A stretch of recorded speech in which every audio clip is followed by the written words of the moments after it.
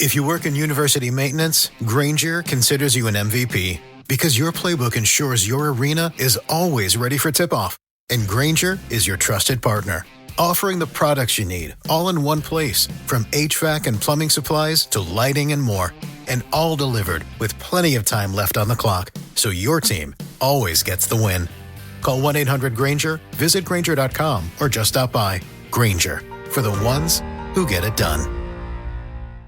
What does one Philly hotel stay get you in 2026, America's 250th birthday year? Free parking for starters, plus admission to 5 must-see attractions across the region. See the world premiere Universal theme parks, The Exhibition at the Franklin Institute. Stroll through the beauty that is Longwood Gardens. Meet the animals at Elmwood Park Zoo. Explore history at Mercer Museum. Discover American art at the Brandywine Museum of Art. That's up to $446 in value. The Visit Philly Overnight Package. Book it now at visitphilly.com. Ladies and gentlemen, thank you for listening, downloading, and subscribing to the latest edition of the 12 Kyle podcast. I'm 12 Kyle.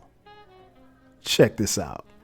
On this podcast, what I want to talk about is just taking a quick trip down memory lane.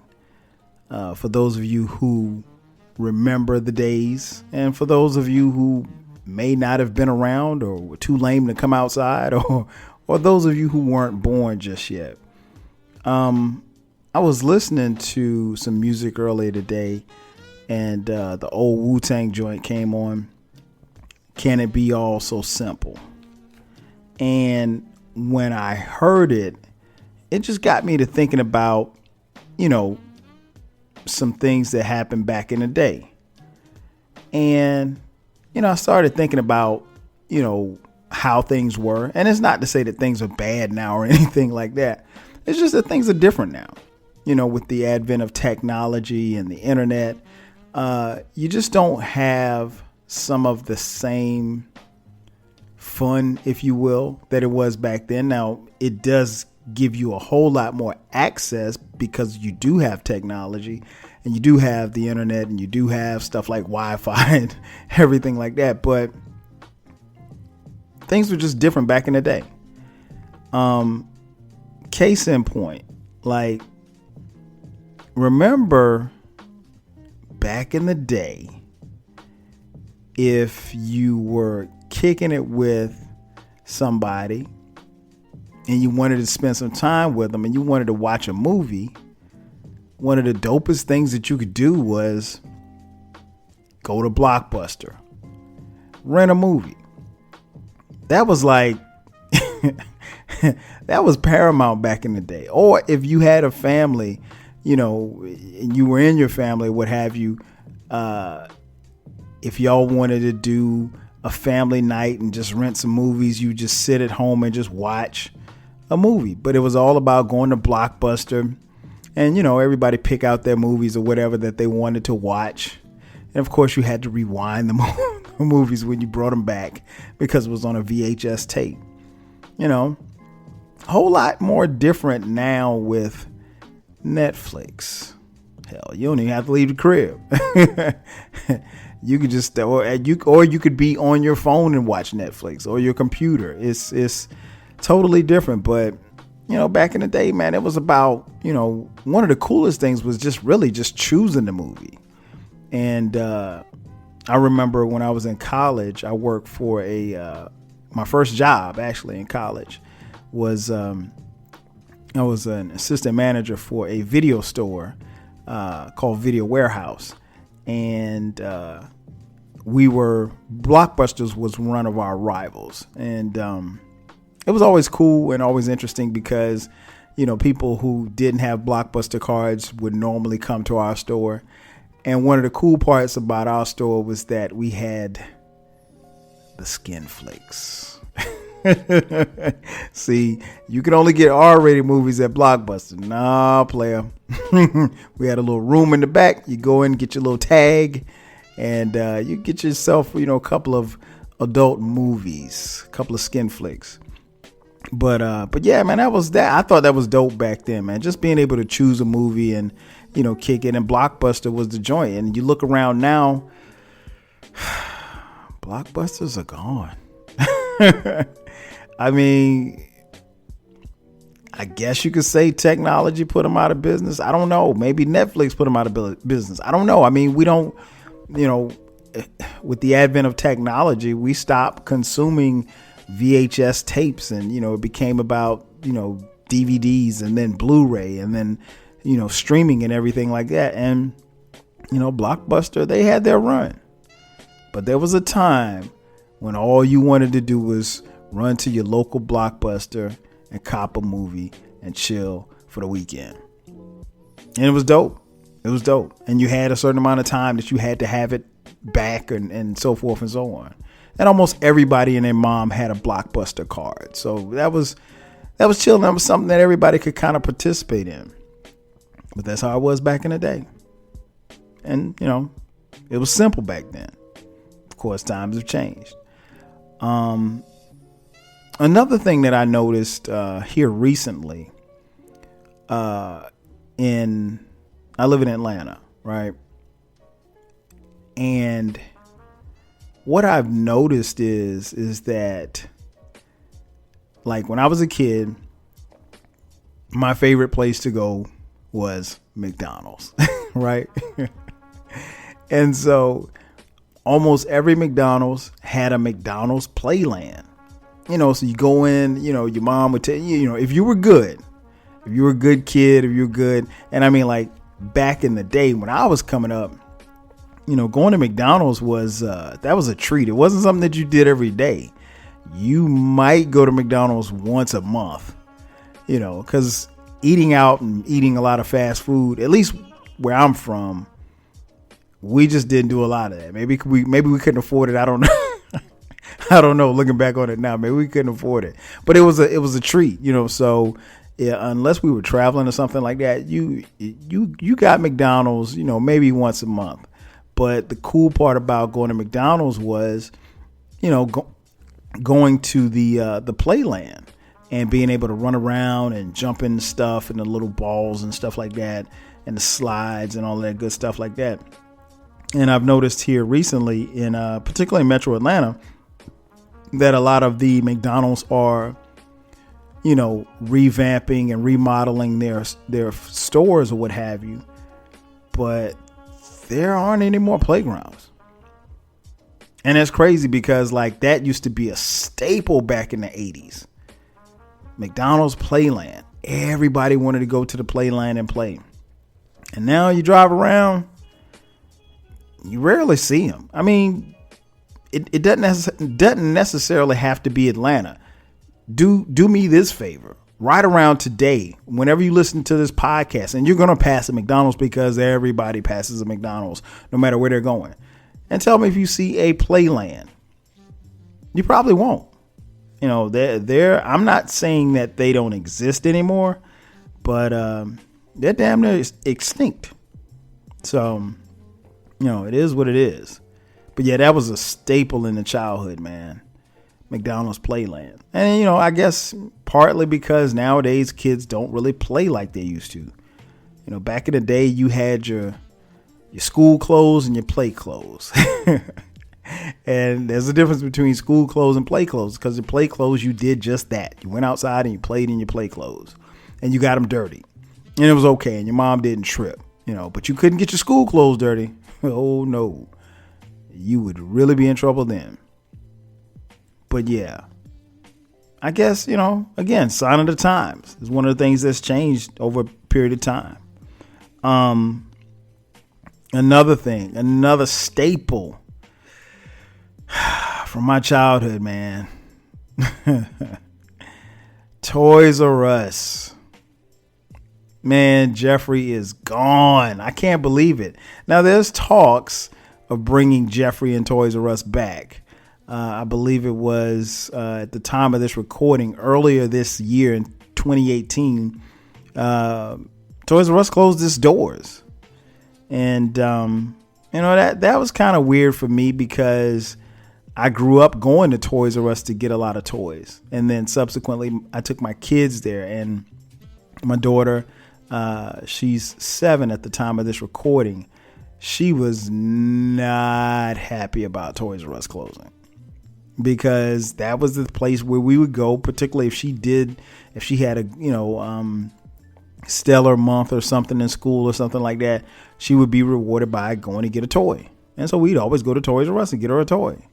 And so she's a great student, and so she got a lot of toys. So when she got word that Toys R Us was closing, she was not happy at all. Skylar was pissed. I mean, I didn't know what to tell her. I was like, well, we can order your toys online. She was like, no, I want to go pick out my own toys. I really couldn't say much. All I could tell her was, hey, we'll Daddy will get you some toys. But yeah, man, that's how it was back in the day. Toys R Us was a staple. But I mean, nowadays people shop online, and to be honest, I don't know how much people buy toys. I mean, I don't know, because everything's so digitalized now. I don't know that kids necessarily play with toys the way they did back in the day. Maybe they do, maybe they don't. I don't know.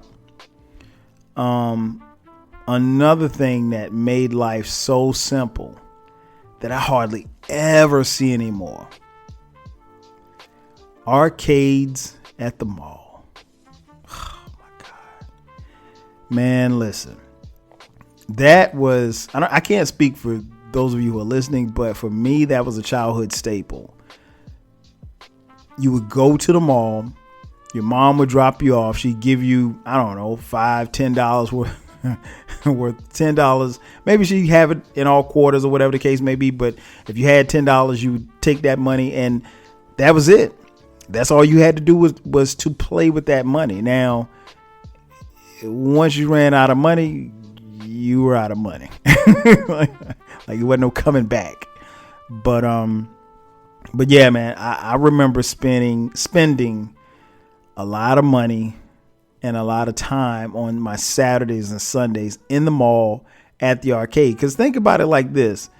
If you're 13, 14, 15 years old, you don't have a job and you don't have any money to go buy any clothes. Your mom and dad are buying all your clothes. So what else you going to do in the mall, So yeah, that's what we did, man. We went to the mall. Our parents would drop us off, and we'd play video games for hours. Looking back on it, they probably could have been nabbed for child abandonment, but hey, it was the 80s. Who cared? Nobody cared about parenting back then. But yeah, that's different now. I think you'd be hard pressed to find an arcade in any type of mall. Reason being is because most of us, either have video games at our homes, or even better, we have video games on our phones. So, the supply and demand for an actual arcade game is, it's not there anymore. And it hasn't been there for years.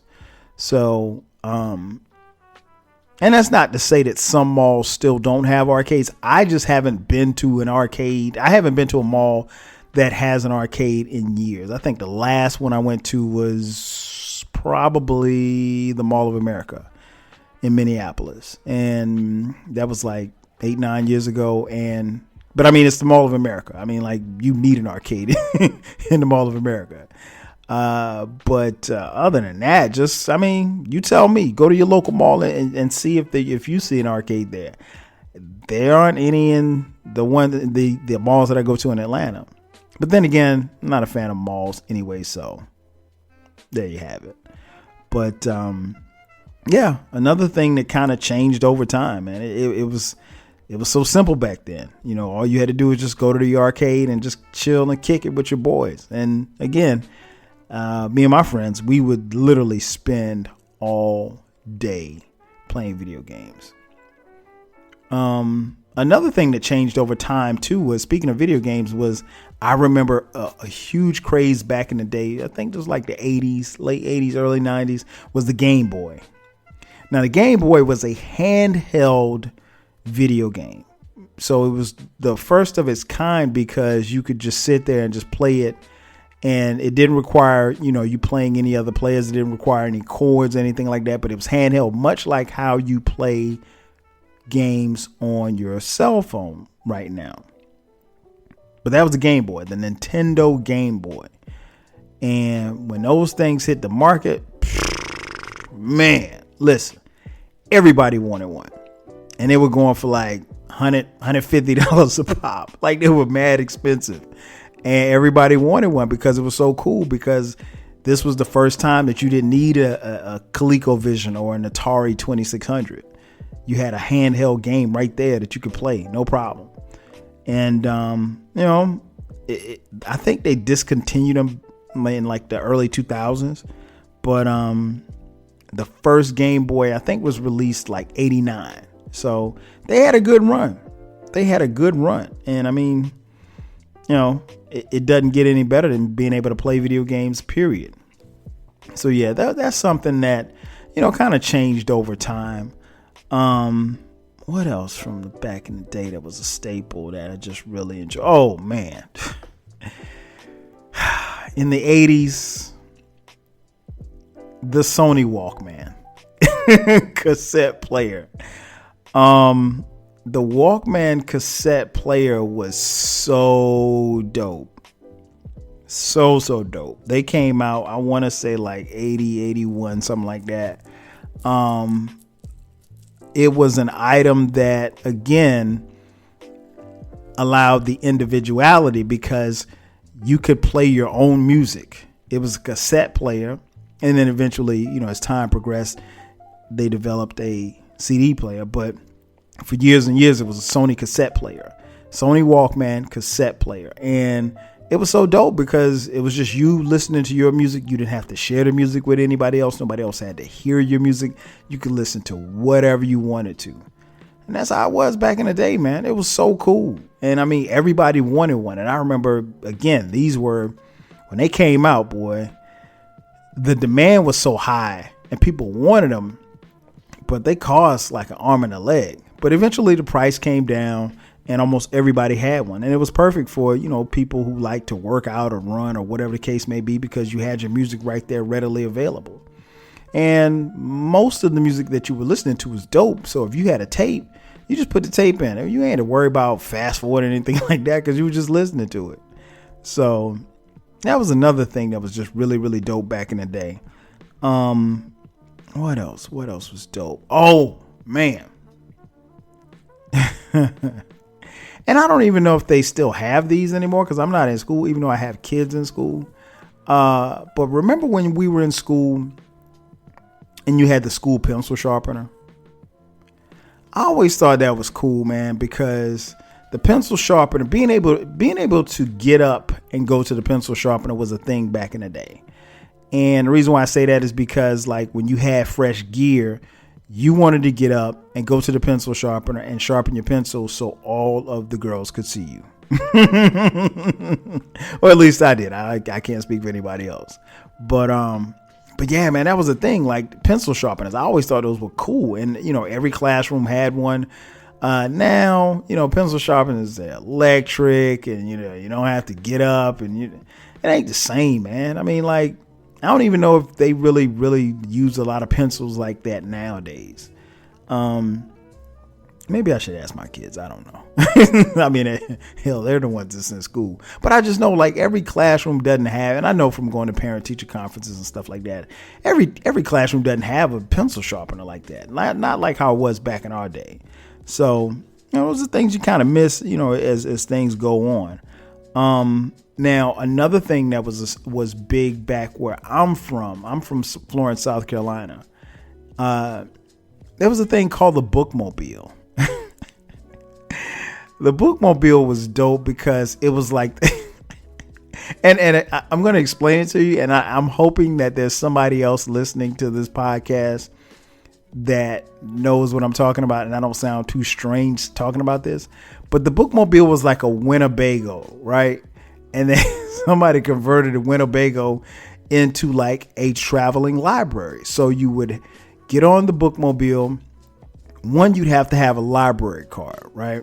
And library cards was so dope back in the day. I mean, back in the day, before technology, a library card was like a credit card for a kid. Like, you could get any book you wanted with a library card. And of course now, kids don't really read like that. And when they do read, you don't have to do anything. You just open up your phone and just start reading, or open up your tablet or whatever the case may be. But the library cards was, like I said, it was almost like currency or a credit card, right? So you get on the bookmobile, and again, it's like just kind of picture a Winnebago looking thing on the outside, but on the inside, it's just lined with books. It's almost like stepping. It's a mobile library. That's exactly what it was, and they were very prevalent in my hometown. And so, we read a lot as kids, whether or not it would be books, magazines, comic books, whatever the case may be. So the bookmobile was dope, man. I really, really enjoyed the bookmobile, but I'm pretty sure that they don't exist anymore. I've been in Atlanta 20 plus years and I've never seen a bookmobile. So maybe it was just, I don't know, maybe it might have been something that was just relegated to Florence. But you tell me. But yeah, bookmobiles were dope. What else from back in the day was dope? Oh man. Saturday morning cartoons. I don't know what else to say other than Saturday morning cartoons. You would wake up early in the morning, Saturday morning, come downstairs, in your Superman drawers, get yourself a bowl of cereal, and you just park yourself in front of the TV for like 4 hours. And what was always interesting was that with the Saturday morning cartoons was that, like, at least for me, it would be hard for me to get up at 6 o'clock Monday through Friday. But Saturday, I'm there. You don't have to wake me up. I'm up watching cartoons. And it was a joint, man. So I would just watch cartoons all morning. And the cartoons range from everything from Bugs Bunny to Super Friends to He-Man to I didn't like the Smurfs. My brother liked the Smurfs. We'd watch the Smurfs.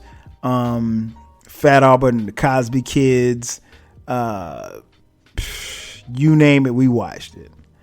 Flintstones, Jetsons, and then over a period of time, again, technology moved in, and things weren't as simple anymore. You'd come home and cartoons would be on in the afternoon, and then next thing you know, cartoons would be on every day in the afternoon. And then, slowly but surely, cartoons started getting phased out on Saturday mornings. And, now, obviously you have cartoon stations and Cartoon Network where, you turn on your TV, you can watch a cartoon at 4 a.m. and it's no big deal. And subsequently, Saturday morning cartoons basically no longer exist, at least on network TV. Try turning on NBC at 8 a.m. on a Saturday morning. Guess what you'll find? The news. It won't be an episode of the Smurfs, I can tell you that. And it damn sure won't be Tom and Jerry. Yeah, so times have changed, man. But that, things used to be a whole lot more simpler back in the day. And, honestly, I kind of miss the more simpler times. But, that's a part of life, and things have to grow, and we have to grow, and at some point technology moves in and things have to get better, and things do get better. And don't get me wrong, I'm not saying that things are worse off than what they were. I just kind of miss the simple times, and if you lived through this era, you probably do too. That's going to do it for me. Thanks again for checking out the latest edition of the 12 Kyle podcast. I'm your boy 12 Kyle. I'll catch you guys next time. 5,000. When you manage procurement for multiple facilities, every order matters. But when it's for a hospital system, they matter even more. Grainger gets it and knows there's no time for managing multiple suppliers and no room for shipping delays. That's why Grainger offers millions of products in fast, dependable delivery, so you can keep your facility stocked, safe, and running smoothly. Call 1-800-GRAINGER, click Grainger.com, or just stop by. Grainger, for the ones who get it done. If you work in university maintenance, Granger considers you an MVP. because your playbook ensures your arena is always ready for tip-off. And Grainger is your trusted partner, offering the products you need all in one place, from HVAC and plumbing supplies to lighting and more. And all delivered with plenty of time left on the clock, so your team always gets the win.